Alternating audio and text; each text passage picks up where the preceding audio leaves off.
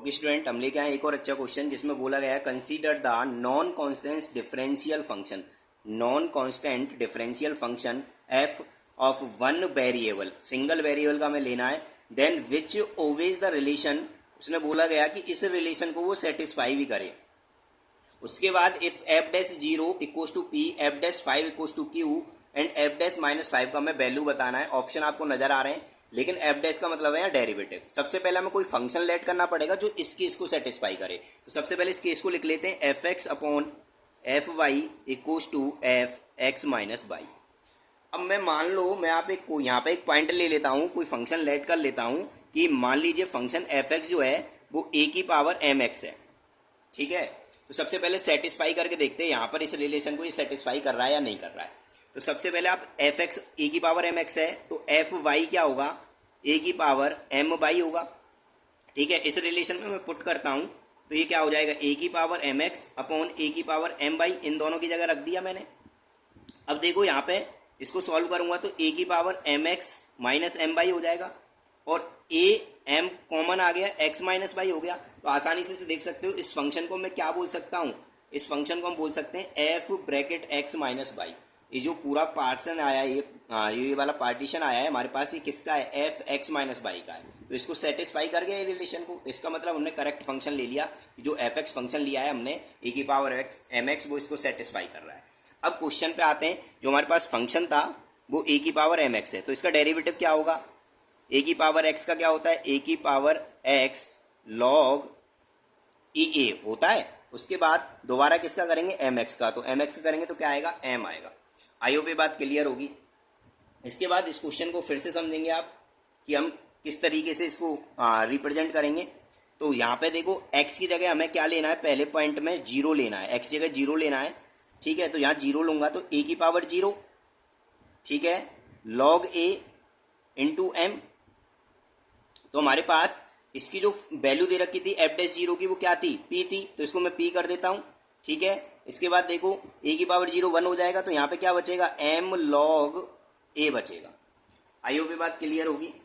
इसके बाद आगे अंडरस्टैंड करेंगे कि किस तरीके से रिप्रेजेंट करूंगा मैं इस फॉर्म को। यहाँ पे देखेंगे p मिल गया हमें।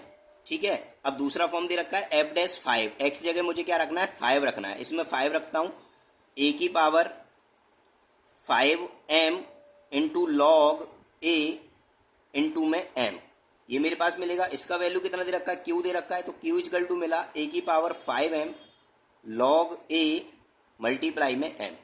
आई होप ये बात क्लियर होगी।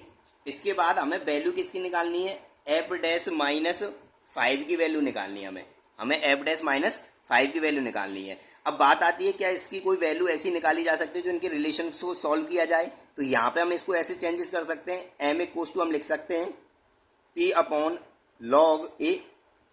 ठीक है, और यहाँ से a की पावर फाइव एम को हम क्या लिख सकते हैं, q upon m log a। ये रिलेशन बना सकते हैं हम, यहाँ पे कोई प्रॉब्लम ही नहीं होगा हमें।